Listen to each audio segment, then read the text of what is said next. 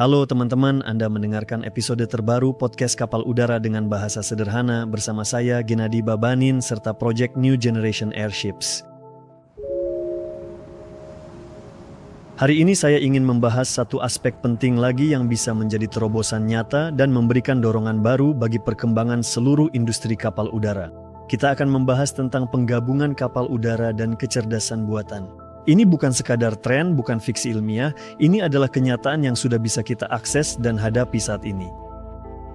Para spesialis kami dari perusahaan Aeronova sudah menangani tugas ini, dan kami sangat yakin bahwa penerapan kecerdasan buatan dalam sistem kapal udara mampu membuka tingkat transportasi udara yang benar-benar baru bagi umat manusia. Lebih cerdas, andal, dan efisien dibanding sebelumnya. Namun meskipun kami melihat potensi besar di dalamnya, sangat wajar jika banyak penonton memiliki pertanyaan yang masuk akal. Mengapa kecerdasan buatan dibutuhkan di dalam kapal udara? Dan inilah pertanyaan yang akan kami coba jawab hari ini. Anehnya, jawabannya sebenarnya sangat jelas dan hal ini berkaitan langsung dengan bagaimana kita memandang masa depan transportasi udara. Kapal udara bukan sekadar alat transportasi, melainkan sebuah platform terbang yang utuh. Ia dapat terbang selama berminggu-minggu, melayang di udara, naik ke ketinggian yang tidak dapat dijangkau oleh sebagian besar pesawat, dan tetap jauh lebih hemat biaya. Namun justru karena kompleksitas dalam pengendalian dan pengaturan alat seperti ini, terutama dalam kondisi cuaca yang berubah-ubah, kapal udara selama ini tetap menjadi transportasi yang bersifat khusus. Semuanya berubah ketika kita menerapkan kecerdasan buatan. Bayangkan sebuah autopilot yang tidak hanya mengikuti rute, tetapi juga merancang rutenya sendiri. Algoritma yang mempertimbangkan perakiraan cuaca, arah dan kecepatan angin, arus udara, kepadatan atmosfer, serta konsumsi energi. Dan berdasarkan data-data tersebut, ia memilih jalur yang paling aman, paling cepat, dan paling hemat biaya. Ini bukan sekadar navigasi, melainkan navigasi yang cerdas. Lebih dari itu, kecerdasan buatan mampu merespons situasi tak terduga secara instan. Perubahan kondisi cuaca, munculnya hambatan di jalur, baik itu pesawat lain, burung, atau zona turbulensi, serta sinyal darurat seperti kerusakan atau hilangnya komunikasi secara tiba-tiba. Semua data ini akan diproses secara real time, dan di saat manusia bisa panik, mesin bertindak dengan cepat, tepat, dan tanpa emosi.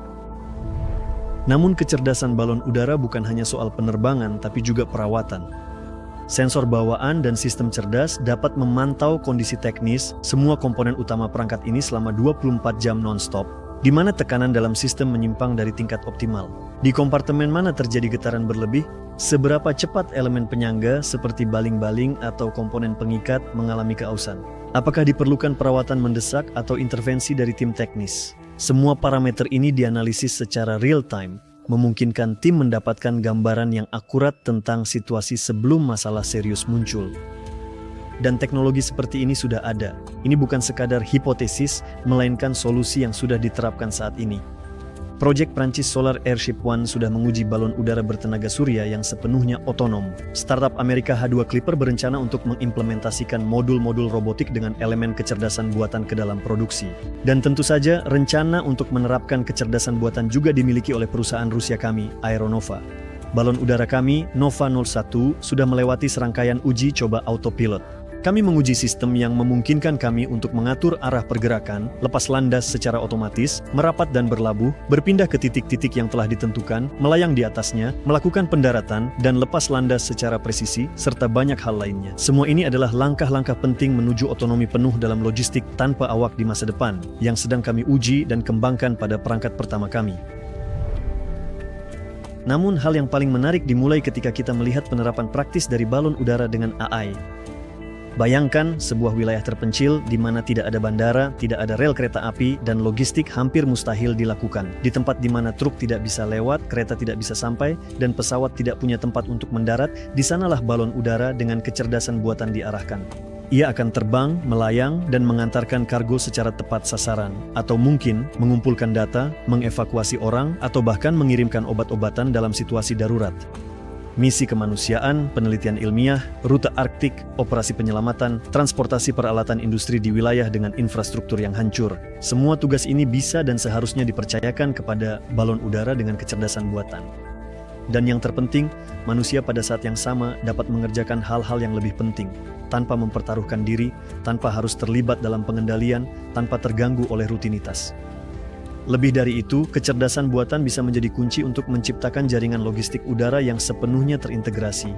Bayangkan saja, ribuan balon udara yang terbang di seluruh planet, terhubung dalam satu jaringan, mengoordinasikan rute mereka, saling berbagi data, menghindari tabrakan, meminimalkan biaya, dan mengantarkan kargo secara tepat, cepat, dan aman. Tentu saja, masih banyak pekerjaan yang harus dilakukan ke depannya. Ini mencakup keandalan sistem, ketahanan terhadap kegagalan, dan keamanan siber agar perangkat tidak bisa diretas atau dibajak. Ini juga meliputi integrasi ke dalam infrastruktur udara yang sudah ada, sertifikasi, kerjasama dengan lembaga pemerintah, bahkan penerimaan budaya terhadap jenis transportasi ini. Namun, semua itu adalah tantangan yang bisa diatasi. Dan yang terpenting, saat ini sudah ada tim yang sedang mengatasinya. Ada para insinyur yang mengembangkan algoritma-algoritma ini. Ada para penggemar yang percaya bahwa balon udara bukanlah peninggalan masa lalu, bukan masa depan yang jauh, melainkan masa kini yang paling dekat. Di dunia, semakin banyak proyek yang menggunakan solusi-solusi ini dan mereka sudah diterapkan secara efektif. Itu artinya semuanya baru saja dimulai.